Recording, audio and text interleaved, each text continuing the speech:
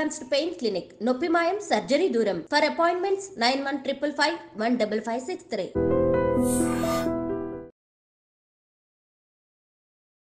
నమస్కారం, welcome to I dream. ధర్మ మార్గం విత్ విజిత కార్యక్రమానికి స్వాగతం.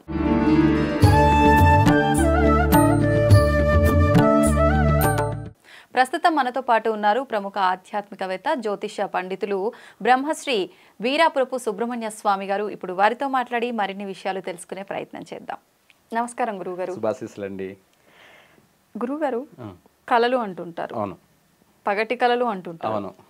పగటి కళలు అంటే మనం పగటిపూట పడుకున్నప్పుడు కనే కళలా, లేదు అంటే నేను అలా అవ్వాలి, ఇలా అవ్వాలి, ఇలా మాట్లాడుకునే మాటలా? ఇది పక్కన పెడితే అసలు కళల విషయానికి వస్తే రకరకాల కళలు వస్తుంటాయి. కొన్ని సందర్భాల్లో గుర్తుంటాయి, కొన్ని సందర్భాల్లో గుర్తుండవు. కొన్నిసార్లు ఈ రోజు ఏదైతే విధానం మనం పొద్దున్న లేచిన దగ్గర నుంచి పడుకునే వరకు ఆచరించినామో దానికి సంబంధించిన విధానానికి సంబంధించి ఏదో ఒక కళ రూపంలో వస్తుంది. కొన్నిసార్లు ఒక్కొక్కసారి ముందు ఏదైనా జరగబోతుంటే అది కళ రూపంలో వచ్చి భయపడిపోతుంటాము. కొన్ని సందర్భాల్లో ఎవరో చనిపోయినట్టు, కొన్ని సందర్భాల్లో ఎవరికో పెళ్ళైనట్టు, ఏదేదో ఇంకా మొత్తానికి ఒక హద్దు అనేది ఉండదు వాటికి. ఏదైతే ఏంటి మొత్తానికి కళ్ళన్నీ వస్తూ ఉంటాయి. నిజంగా ఈ కళలు వచ్చినప్పుడు చాలా మంది భయపడుతుంటారు కూడా. భయంకరమైన కళ్ళు వచ్చినప్పుడు, ఎవరికైనా ఏదైనా ప్రమాదం జరిగిందని వచ్చినప్పుడు, అరే ఇలా అయింది ఏంటి, వాళ్ళకి ఏమైనా అయిపోతుందేమో ఇలా. నిజంగా అసలు ఈ కళలు అనేది నమ్మొచ్చు అంటారా? 100% వాస్తవం. ఇప్పుడు ఈ కళలను మనము ఈ కళలు కంటున్నాం కదా, పగటి కళలని కానీ రాత్రి కళలని కానీ, ఈ కళలను బట్టే సినిమా డ్రీమ్స్ వచ్చేసింది. సినిమా డ్రీమ్, అవును. దీనికి ప్రేరణ ఆధారం ఏంటంటే పగటి కళలు అన్నాం కదా. పగటి కళలు కూడా మనం మామూలుగా ఇలాగే ఉంటాము, స్పృహలో ఉన్నప్పుడు మామూలుగానే ఉంటాము. ఆయన మనకు స్క్రీన్ మీద కనిపించినట్టు కనిపిస్తూ ఉంటుంది, జరగబోయేటి చాలా మందికి. అంటే చాలా మందికి అంటే అందరికీ కాదు, ఆ జాతకులకి మాత్రమే. ఏ జాతకులు? ఆ జాతకులు అనే చెప్పేదానికన్నా చంద్ర కళలు అంటారు. చంద్ర కళలు, చంద్రుడు వచ్చేసి లగ్నంలో ఉన్న, లేదు మిథున లగ్నమై లేదా కన్యా లగ్నమై ఆ లగ్నంలో చంద్రుడున్నా, లేదు లగ్నం మిథున లగ్నం లేదా మేష లగ్నం లేదా మిథున లగ్నం కన్యా లగ్నం, ఈ లగ్నాలలో బుధుడు ఉండి జన్మించిన, లేదంటే గురువు ఉండి జన్మించిన, లేదా శుక్రుడిని జన్మించిన, ఆ పుట్టిన సమయం అంటారు దాన్ని, టైం. ఆ టయాన్ని బట్టి, లేదు మిథున లగ్నమై అందులో రాహు ఉన్నా, లేదు కేతు ఉన్నా కూడాను, ఇక్కడ ఏమవుతుందంటే వాళ్ళ పుట్టిన సమయాన్ని బట్టి, వాళ్ళ జన్మించిన సమయం నుంచే ఇంకా స్టార్ట్ అవుతుంది. పుట్టిన కొద్ది గంటల తర్వాత నుంచే స్టార్ట్ అయిపోతుంది. అంటే జరిగిపోయినవి గత జన్మలు. కానీ గత జన్మలు అంటే ముందు జన్మ ఏమిటి, ఎక్కడ పుట్టాము, ఏ ప్రాంతంలో పుట్టాము, అక్కడ ఏం చేస్తాము, మనం ఏం సాధించాము, ఏమిటి మన జీవితం జరిగిపోయింది అన్నది కూడా మొత్తం కనపడుతూ ఉంటుంది మనకి. ఆ కనిపిస్తూ వాళ్ళు భయపడము, ఉలిక్కి పడ్డము, ఏడ్చడము, అంటే అవన్నీ తలుచుకొని ఏడ్చడము, ఉలిక్కి పడ్డము, భయపడ్డము జరుగుతూ ఉంటాయి. ఆ జరుగుతున్న దాంట్లో ఆ పిల్లలు అభివృద్ధి చెందలేకపోతుంటారు. సరే, దానికి కలినీళ్ళని చల్లుతారు. ఆ చల్లిన వాళ్ళ యొక్క ప్రభావం కూడా పుట్టిన కలినీళ్ళని చల్లుతారు. ఆ చల్లిన ప్రభావం అయినా కూడాను కొంతవరకు వాళ్ళు ప్రశాంతంగా ఉంటారు, కానీ అవి తరచు వస్తూ ఉంటాయి. సరే, పెరిగిన తర్వాత పెద్ద అయిన తర్వాత కూడా మనకు కళలు వస్తూ ఉంటాయి. ఆ కళలు ఏంటంటే ఏదైనా సరే జరగబోయేది మనకు ఈరోజు కళలో కనిపిస్తుంది. ఈరోజు కళలో మనకి ఏదైతే వచ్చిందో దానికి సమయం కూడా ఉంటుంది. ప్రతి కళ జరగదు, మళ్ళీ మనకు కనిపిస్తూనే ఉంటాయి, కళలు వస్తూనే ఉంటాయి. పగలు మనం కూర్చొని కళలు వస్తూనే ఉంటాయి, పగటి కళ. లేదు రాత్రి నిద్రపోతున్నా కూడా రాత్రి కళలు వస్తుంటాయి. వచ్చిన కళలన్నీ జరగవు. కొంతమందికి అయితే కళలు వస్తూనే ఉంటాయి, కొంతమందికి ఏంటంటే అప్పుడప్పుడు వస్తూ ఉంటాయి.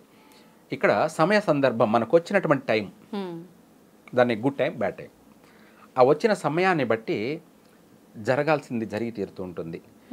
కానీ మనకు ఆ మెసేజ్ ముందే వచ్చేస్తుంది, తెలిసిపోతుంది.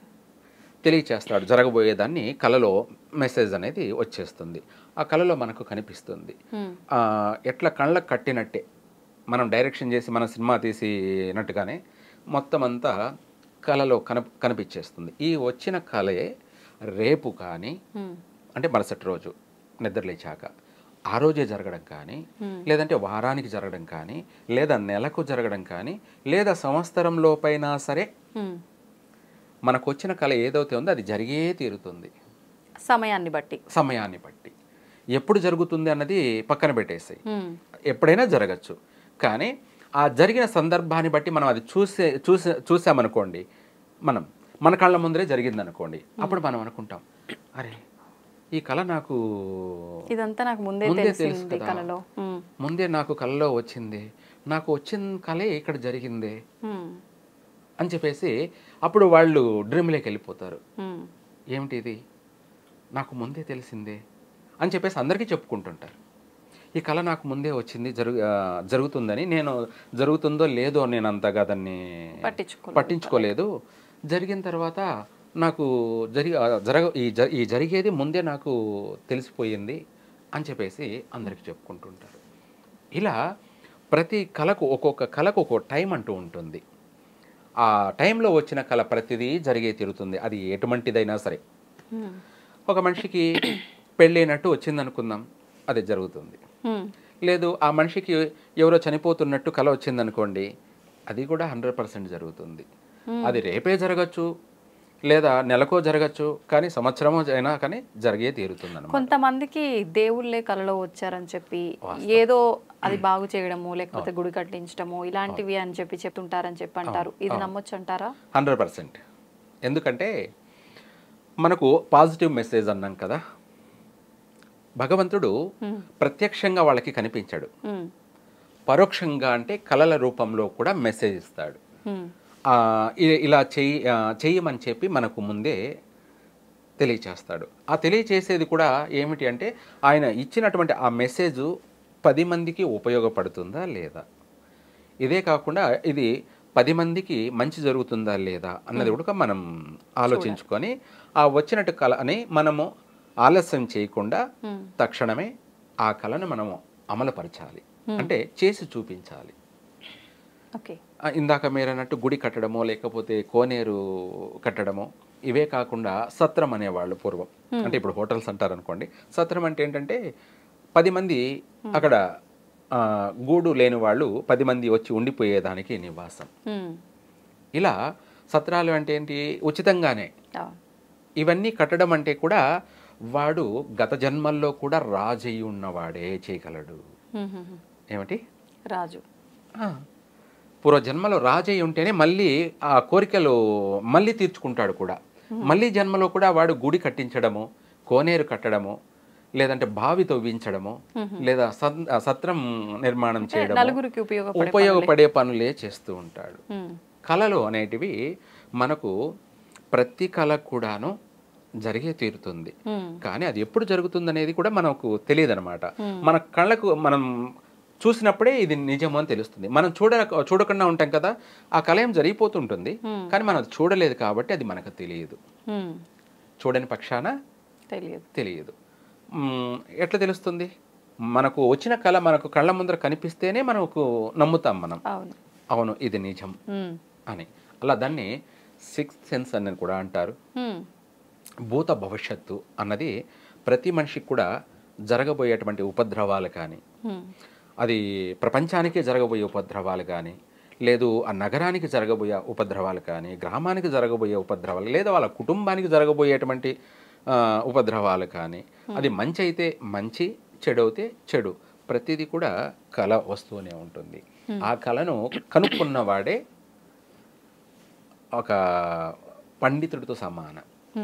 కళ కనుక్కున్నవాడు పండితుడు అంటే మహాపండితుడు అంటారు.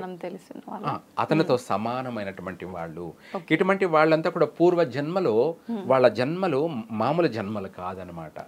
చాలా చాలా గొప్ప గొప్ప ఉన్నత స్థానంలోనూ ఉన్నత స్థాయిలోనూ వాళ్ళ జీవనం జీవించి వచ్చినటువంటి వాళ్ళే. 10 మందికి వాళ్ళు ప్రాయులు అనమాట. అటువంటి వాళ్ళకి మరు జన్మలో కూడా కళలు అనేటివి వస్తూనే ఉంటాయి. ధన్యవాదాలండి. సర్వే జన సుఖినో భవంతు.